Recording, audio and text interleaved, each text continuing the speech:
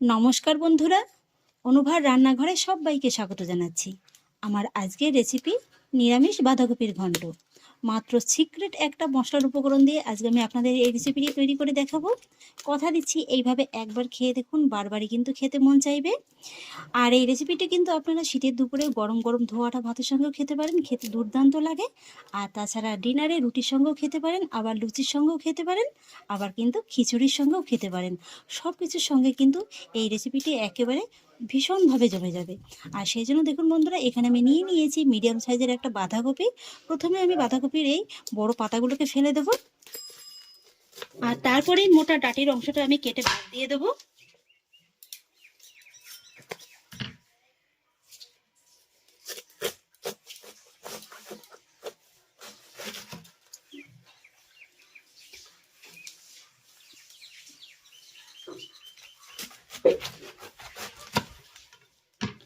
আর তারপরে এই যে মোটা ডাটির অংশ, এটাকেও কিন্তু এইভাবে কেটে বাদ দিয়ে দেব। এটা কিন্তু রান্না করার পরে খেতে ভালো লাগে না। আর তারপরে এই বাঁধাকপিটাকে এইভাবে ঝিরিঝিরি করে কুচিয়ে নেব।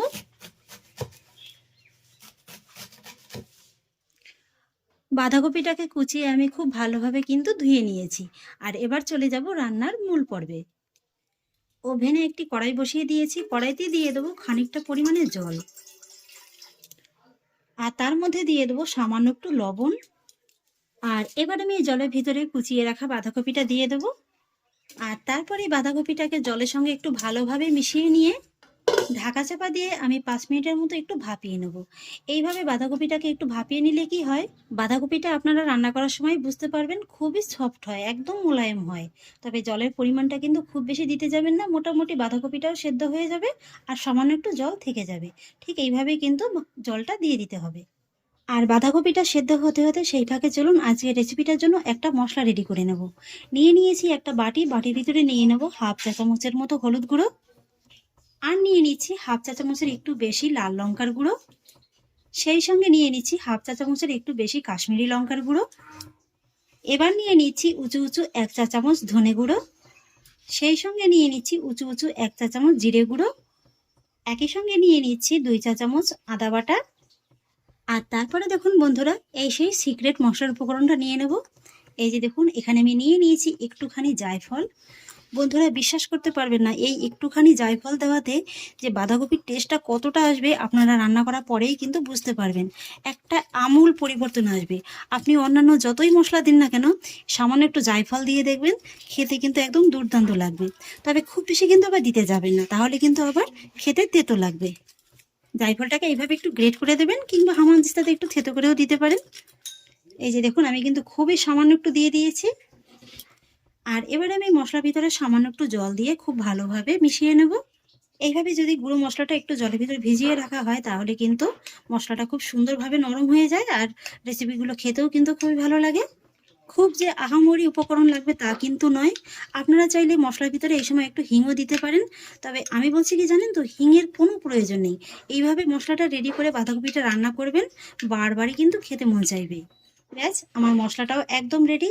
আর আমি আজকে যেহেতু বাঁধাকপিটা একটু বেশি পরিমাণে করছি, তাই কিন্তু মশলার পরিমাণটাও একটু বেশি পরিমাণে নিয়েছি। এদিকে 5 মিনিট হয়ে গেছে, বাঁধাকপিটা কিন্তু খুব সুন্দরভাবে সেদ্ধ হয়ে গেছে। মোটামুটি এটা খুব বেশি সেদ্ধ করে নেওয়ার কিন্তু প্রয়োজন নেই, হালকা করে একটু ভাপিয়ে নিলেই কিন্তু হয়ে যাবে। এই যে দেখুন, জলটাও কিন্তু খুব বেশি নেই। ঠিক এইভাবেই কিন্তু বাঁধাকপিটাকে ভাপিয়ে নিতে হবে। আর এবার আমি বাঁধাকপির জলটাকে একটু ঝরিয়ে নেব। তবে এই জলটা কিন্তু আমি ফেলে দেবো না, রান্নায় কিন্তু পরে ব্যবহার করব। এবার রান্না করার জন্য ওভেনে আরেকটি কড়াই বসিয়ে দিয়েছি।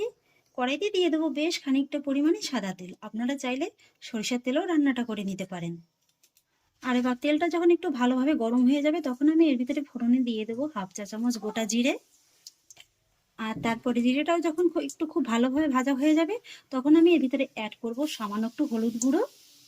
আর হলুদ গুঁড়োটা দিয়ে সঙ্গে সঙ্গে এর ভিতরে অ্যাড করব কিছুটা পরিমাণে আলু। এখানে আমি ছোট সাইজের 5-6টার মতো আলু এইভাবে একটু ডুমো ডুমো করে কেটে নিয়েছি। মোটামুটি একটা আলুকে আমি 4 টুকরো করে কেটে নিয়েছি। আর এবার এই আলুর ভিতরে আমি দিয়ে দেবো সামান্য একটু লবণ। আর তারপরে এই আলুটাকে কিন্তু আমি খুব সুন্দর একদম লালচে রং ধরিয়ে ভেজে নেব।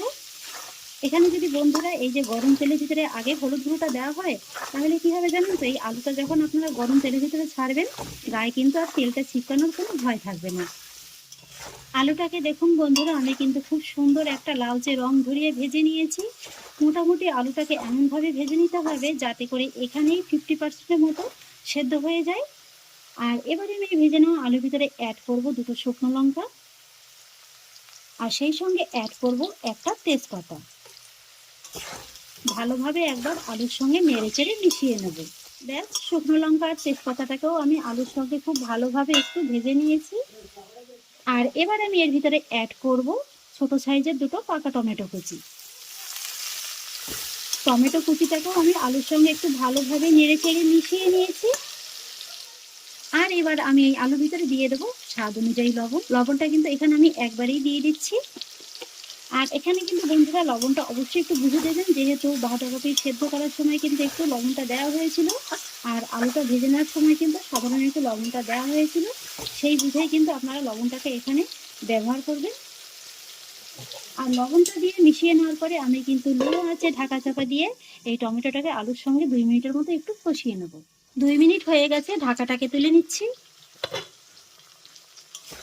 টমেটোটা কিন্তু খুব সুন্দরভাবে একদম নরম হয়ে গেছে। আর একবার ভালোভাবে নেড়ে চেড়ে মিশিয়ে নিলাম। আর এবারে আমি এই আলুর ভিতরে অ্যাড করব কিছুটা পরিমাণে মটরশুঁটি। আপনারা যদি অপছন্দ করেন স্কিপ করে যেতে পারেন। আর সেই সঙ্গে অ্যাড করব তৈরি করে নেওয়া মশলাটা। এবার মশলাটাকে আমি আলুর সঙ্গে খুব ভালোভাবে নেড়ে চেড়ে মিশিয়ে নেব। আর তারপরে আলুর ভিতরে আমি অ্যাড করব মশলার বাটি ধোয়া জল সামান্য একটু, এতে করে মশলাটা আর পুড়ে যেতে পারবে না। আর তারপরে ঢাকা চাপা দিয়ে মিডিয়াম লো আঁচে আমি আলুটাকে মশলার সঙ্গে কষিয়ে নেব 4 থেকে 5 মিনিটের মতো সময় নিয়ে। ফিরে এলাম আবারও 5 মিনিট বাদে। মশলাটা কিন্তু বন্ধুরা খুব সুন্দরভাবে কষিয়ে নেওয়া হয়ে গেছে। এই যে দেখুন, আপনারা হয়তো বা ভাবতে পারেন যে মশলাটাকে আলাদা করে কষিয়ে নেওয়া হলো না, তাতে করে কি বাঁধাকপিটা খেতে ভালো লাগবে? হ্যাঁ বন্ধুরা, আমি বলছি এইভাবে আলুর সঙ্গে একবার মশলাটাকে কষিয়ে নিয়ে দেখবেন, মশলার ভিতরে তো কোনো কাঁচা ভাব থাকবেই না। আর তাছাড়া এই যে আলুর সঙ্গে মশলাটা কষিয়ে নেওয়া হলো না, যার কারণে কিন্তু আলুর ভিতরে মশলাটা একদম খুব সুন্দরভাবে ঢুকে যাবে। আর আপনারা যখন খাবেন, আলুটা যখন মুখে পড়বে না, জাস্ট একেবারে মনের মতো তো আলু গলেই যাবে। আর এই মশলাটা ঢুকে যাওয়ার কারণে কিন্তু আলুটা খেতে দুর্দান্ত লাগবে। আর এইভাবে যখন আলুর সঙ্গে মশলাটা খুব ভালোভাবে কষিয়ে নেওয়া হয়ে যাবে, তখনই কিন্তু এর ভিতরে অ্যাড করতে হবে ভাপিয়ে নেওয়া বাঁধাকপিটা। বাঁধাকপিটাকে এই যে মশলার সঙ্গে খুব ভালোভাবে নেড়ে চেড়ে মিশিয়ে নেব। বাঁধাকপিটাকে মশলার সঙ্গে আমি খুব ভালোভাবে মিশিয়ে নিয়েছি। আর এবার আমি এর ভিতরে অ্যাড করব এই যে ভাপিয়ে নেওয়া বাঁধাকপির জলটা। খুবই সামান্য একটু অ্যাড করব, মোটামুটি 1/3 কাপের মতো জলটা দিয়ে দিলেই কিন্তু হয়ে যাবে। আর তারপরে জলটা দিয়ে কিন্তু আরও একবার জলের সঙ্গে বাঁধাকপিটাকে খুব ভালোভাবে নেড়েচেড়ে মিশিয়ে নিতে হবে। এখানে কিন্তু বন্ধুরা এই বাঁধাকপিটা রান্না হতে আর একদমই খুব বেশি সময় লাগবে না। মিডিয়াম আঁচে ঢাকা চাপা দিয়ে 5 মিনিটের মতো রান্না করে নিলেই কিন্তু হয়ে যাবে, যেহেতু বাঁধাকপিটা আগেই ভাপিয়ে নেওয়া আছে। 5 মিনিট বাদে এবার ঢাকাটাকে আবারও তুলে নিচ্ছি। এই যে বন্ধুরা, আমার কিন্তু বাঁধাকপিটা প্রায় রান্না হয়ে গেছে। এই যে দেখুন কত সুন্দর একদম একটা গামাখো কিন্তু ভাব চলে এসছে। আর আলুটাকেও আপনাদের একবার দেখিয়ে দিচ্ছি। এই যে দেখুন, আলুটা একদম কত সুন্দরভাবে সুসেদ্ধ হয়ে গেছে। আর এবার আমি সবশেষে এই বাঁধাকপির ভিতরে অ্যাড করব উঁচু 1 চা চামচ গরম মশলা গুঁড়ো। সেই সঙ্গে অ্যাড করব 1 চা চামচ চিনি। যেহেতু নিরামিষ রান্না, চিনিটা কিন্তু অবশ্যই অ্যাড করবেন। চিনিটা না দিলে কিন্তু স্বাদের ব্যালেন্সটা ঠিকঠাক থাকবে না। আর একই সঙ্গে অ্যাড করব দুটো চেরা কাঁচা লঙ্কা। আর সেই সঙ্গে অ্যাড করব 1 চা চামচ ঘি। তবে ঘিটা যদি আপনারা অপছন্দ করেন স্কিপ করে যেতে পারেন, তবে যেহেতু নিরামিষ রান্না একটু ঘি দিলে কিন্তু খেতে খুবই ভালো লাগে। এবার এই সমস্ত মশলার উপকরণগুলোকে আমি বাঁধাকপির সঙ্গে ভালোভাবে মিশিয়ে নেব। ব্যাস, তারপরে লো ফ্লেমে ঢাকা চাপা দিয়ে আমি এই বাঁধাকপিটাকে 2 মিনিটের মতো একটু রান্না করে নেব। এইভাবে গরম মশলাটা দেওয়ার পরে যদি আপনারা লো ফ্লেমে একটু 2 মিনিটের মতো রান্না করে নেন না, তাহলে কি হবে, গরম মশলা এবং ঘিয়ের ফ্লেভারটা কিন্তু বাঁধাকপির ভিতরে খুব সুন্দরভাবে ঢুকে যাবে। 2 মিনিট বাদে এবার ঢাকাটাকে ফাইনালি তুলে নিচ্ছি। ব্যাস বন্ধুরা, তৈরি হয়ে গেল আমার দুর্দান্ত স্বাদের নিরামিষ বাঁধাকপির ঘন্ট। আমি কিন্তু বাড়িতে যখনই বাঁধাকপি রান্না করি ঠিক এইভাবেই রান্না করে থাকি। এইভাবে একবার খেয়ে দেখতে পারেন। আপনারা তো অনেক রকমভাবে বাঁধাকপি তৈরি করে খেয়েছেন, এইভাবে একবার খেয়ে দেখুন, কথা দিচ্ছি এইভাবেই কিন্তু বারবারই খেতে মন চাইবে। এবার আমি গ্যাসের ফ্লেমটাকে অফ করে দেব, আর তারপরে ঢাকা চাপা দিয়ে 2 থেকে 3 মিনিটের মতো এইভাবে একটু রেখে দেব।